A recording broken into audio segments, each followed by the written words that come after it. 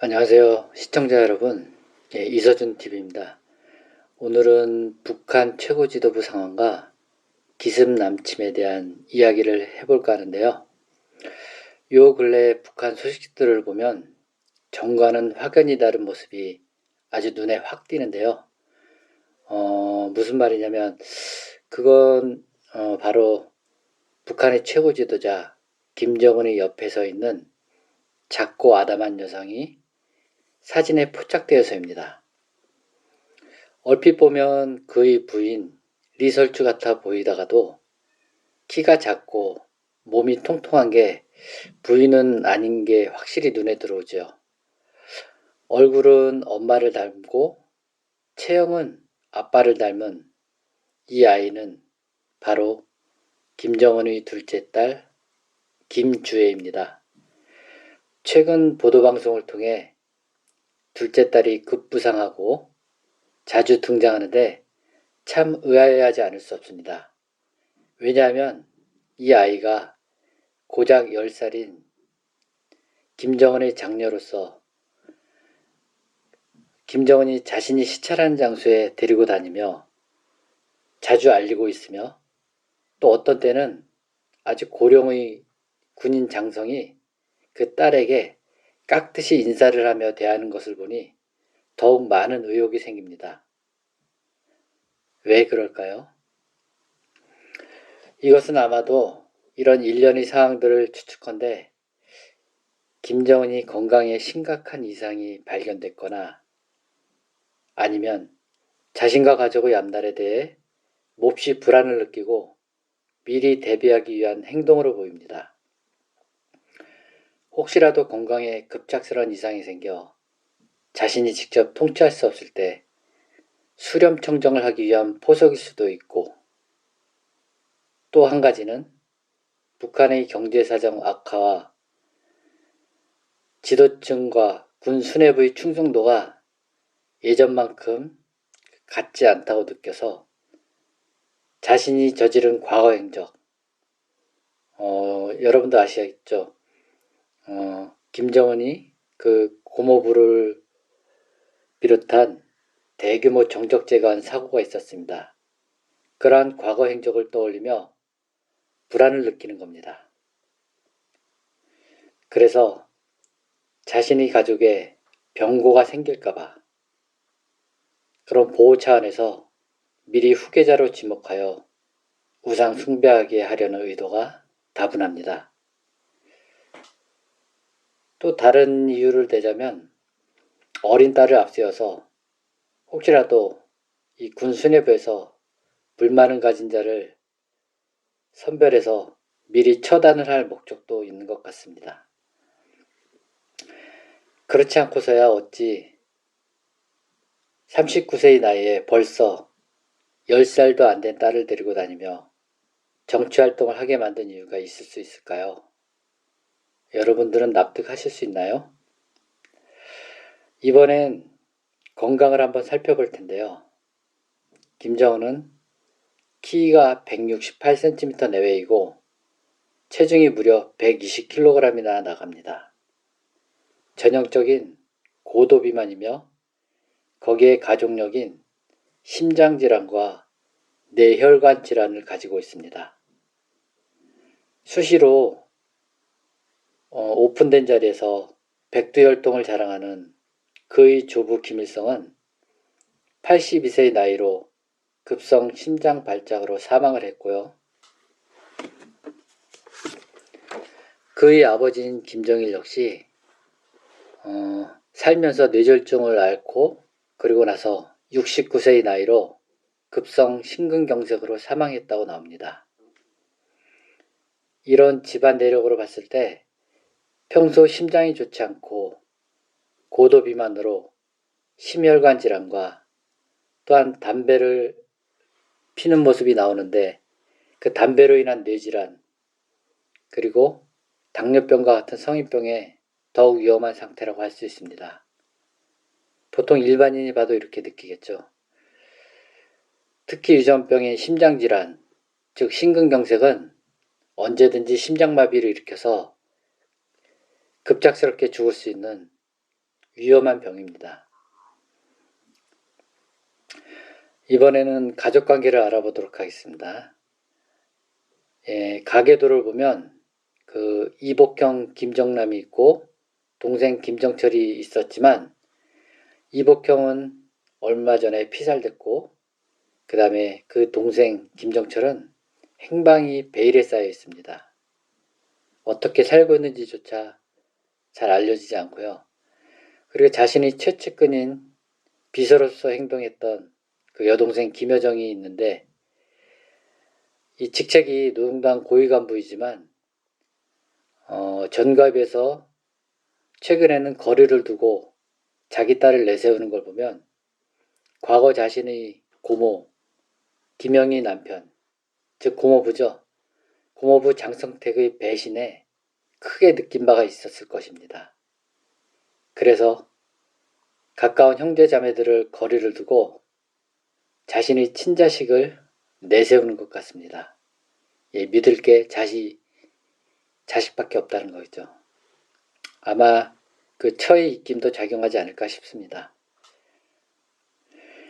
만일 북한의 최고 지도자가 어느 날 갑자기 병고가 생긴다면 후계자가 지정되지 않은 상황에서 급변으로 인한 반대층의 골기와 쿠데타가 일어날 요소가 많습니다. 왜냐하면 과거에 정적들을 많이 제거하면서 원한을 많이 샀겠죠. 그리고 자신을 호의호식하고 있는데 또 그 밑에 사람들은 또 그렇지가 않으니까 많은 불만이 있을 겁니다. 한국은 이러한 상황에 항상 주의하고 대비하고 있어야 합니다. 북한 같은 나라는 어떤 일이 벌어질지 도무지 예측할 수 없는 그런 국가이기 때문입니다. 마지막으로 북한의 기습남침에 대한 시나리오입니다. 북한의 최근 동향을 보면 가까운 시일 내에 기습남침을 할 수 있는 징후가 예견됩니다. 그 첫 번째로 최근 몇 달간 과거에 비해서 확실히 많은 탄도미사일을 수시로 발사하는 경우가 많아졌습니다. 너무 자주 발사하다 보니까 우리 국민들이 또 발사하나 뭐 이런 생각을 하는데 그것을 이유로 주한미군 훈련과 남측 정권에 대한 태도 불만으로 인한 도발로 보고 있는데 이것은 명백히 도발을 가장한 미사일 발사 시험 훈련입니다. 이게 사실입니다. 북한은 계속되는 경제 제재와 코로나 봉쇄로 인해서 경제 상황이 최악을 치닫고 있는데 한 발 발사하는데 수억 원 하는 미사일을 단지 자신들을 자극했다는 이유로 바다로 막 쏠 수 있는 그런 여유있고 넉넉한 상황이 절대 아닙니다. 뭐 어디서 돈을 대줬거나 아니면 뭐 숨겨둔 돈이 많지 않는 이상은 절대 그럴 수 있는 상황이 아니거든요. 또한 현재는 너무나 봉쇄로 인해서 자력 갱생을 외치고 있으며 또 인민들을 많은 굶주림에 고통받고 있는 상황입니다. 이런 상황에서 어떻게 미사일을 그렇게 쉽게 쏠 수 있을까요? 수억 원 한 그 미사일을. 또한 이런 발사 시험은 평소에 하면 미국을 비롯한 강대국의 의심을 받기에 그들도 많이 부담스러울 겁니다. 그런데 위와 같은 이유를 대서 발사를 하게 되면 명분도 생기고 의심도 받지 않게 되며 또한 자기들의 미사일 능력을 대내적으로 알리고 미국을 비롯한 주변국의 위협을 가하는 기회로 삼을 수도 있습니다. 일거양득이죠. 미사일을 쏘면서 여러 가지 자신들이 원하는 것을 다 얻을 수 있는 그런 짓을 하는 겁니다. 도발을 가장한 훈련을 하면서요. 그거의 정확한 예로는 고각 발사와 다양한 곳에 위치한 미사일의 낙하 지점입니다. 고각 발사를 통해서 어떤 각도로 발사해야 사거리와 정확도를 높일 수 있는지 확인하는 것이고, 열차에서도 발사하고 호수에서도 발사함으로써 여러 조건과 상황에서 시험을 하게 되면 어떤 결과가 나오는지 보고 있는 겁니다.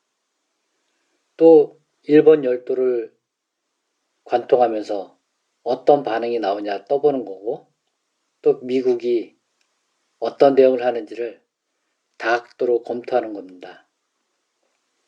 네, 미리미리 자기들이 어떤 상황이 나올지를 다 검토해 보는 것이죠. 그런데 우리 정치권과 언론, 국민들 모두는 항상 단순한 도발로 보고 이제는 아무렇지 않게 보고 있습니다. 마치 양치기 소년의 그 반복된 행동처럼요. 에이, 뭐 또 이번에 미사일 쐈어? 뭐 이런 방식이죠. 또 다른 증거로는 전에는 경제 제재로 가동을 중단했던 핵처리 시설의 재가동, 뭐 영변 원자로, 또 그 외에 몇 군데 있죠. 그리고 북한 공군이 전례 없이 편대비행 연습을 한 것입니다. 비행기를 다 동원해서. 그리고 최근 휴전선 근처의 대규모 대공포 사격을 수차례 한 것입니다. 그 대공포 사격도 결코 싸지 않죠. 수십 발, 수백 발 이렇게 쏘게 되면 그 돈도 엄청납니다. 이런 것들을 봤을 때 전쟁과 남침을 목표로 실전 훈련을 하는 것으로 봐야 합니다. 이게 무방하고 타당합니다. 그렇다면 북한의 기습남침은 어떻게 진행이 될까요? 궁금하시죠?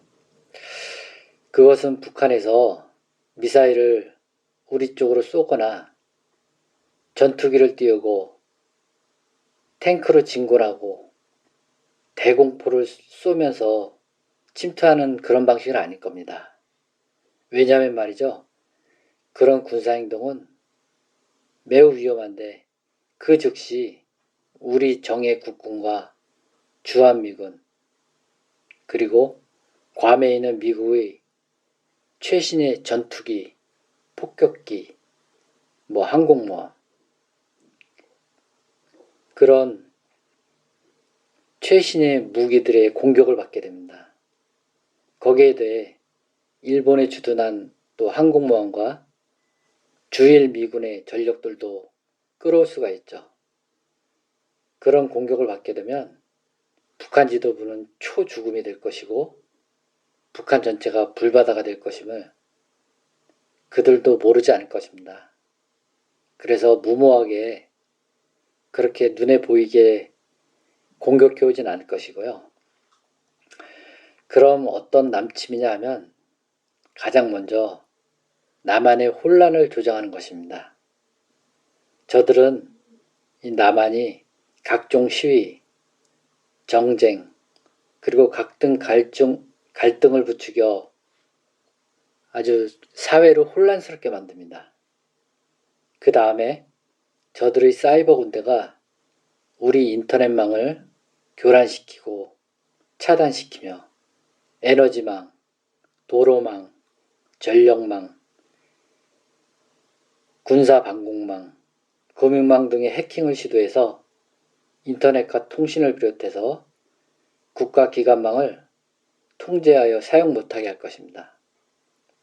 또 그와 동시에 저들이 오랜 기간 침투시켜오고 조련해온 수많은 난파 간첩들을 정치인, 주요 요인, 지도자 저격 암살을 해서 제거를 하고요.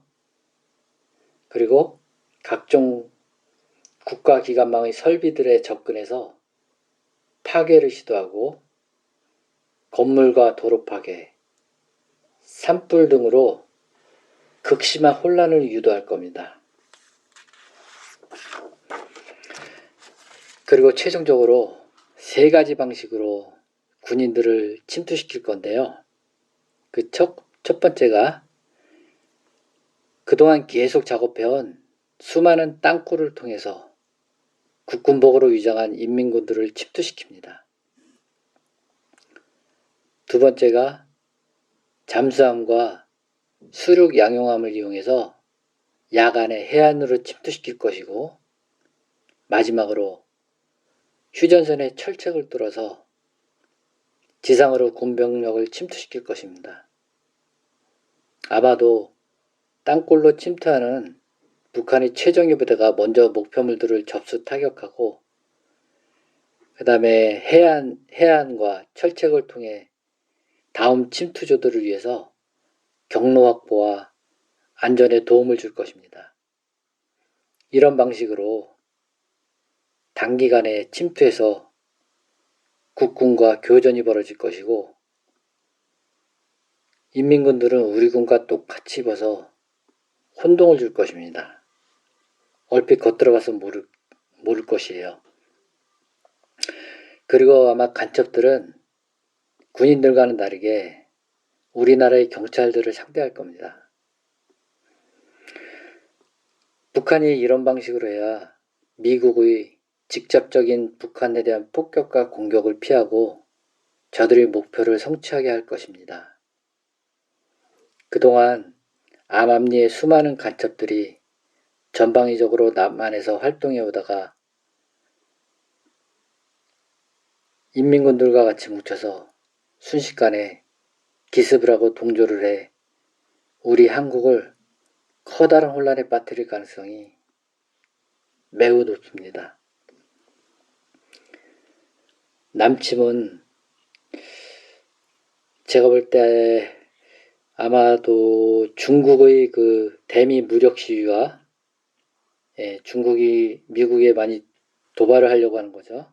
그 다음에 대만 침투, 이것과 동시에 일어날 수도 있고요. 또한 북한의 급변 정세가 발생하거나, 또는 북한 최고 지도부가 남한이 충분히 혼란스러워서 지금쯤이면 우리가 침투를 해도 되겠다, 이런 결정을 내릴 때 이루어질 확률이 높습니다. 현재 한국은 과거에 비해 반공의식이 많이 희박해졌고요. 그리고 군인과 경찰이 북한의 침투에 대비해 만반의 대비를 할 수 없는 상황입니다. 과거보다 많이 느슨해진 면도 많이 있고요. 하지만 지금부터라도 우리 민관군이 모두가 똘똘 뭉쳐서 이런 사태를 미리 탐지하고 대비해서 민방위 훈련처럼 정기적으로 대대적으로 훈련을 한다면 북한이 한국을 적화하는 것을 막을 수 있을 겁니다. 지금은 사회적으로 여러 시위와 각종 갈등으로 나라가 혼란스러운 시기이고, 그래서 더욱 조심하고 적극적으로 대비해야 할 때입니다. 항상 우리 위에는 아직도 북한 공산당이 있다는 것을 잊지 마시고, 우리 사회에 전방위적으로 난파 간첩들이, 불순분자들이 많이 있다는 것을 상기하시고, 우리는 우리 스스로가 지켜야 한다는 것을 명심하시기 바랍니다. 우리나라는 과거에 많은 외침을 겪었기 때문에 그것을 교훈 삼아서 힘을 합쳐서 지켜야 할 것이고요. 그리고 그동안 많은 발전으로 이렇게 성공한 나라가 되었는데, 또 과거와 같은 일을 되풀이할 수는 없는 것이죠. 그러니 우리 국민 모두가, 아니 민관군 모두가 힘을 합쳐서 북한의 대남 침투에 대비해야 할 것입니다. 이상입니다.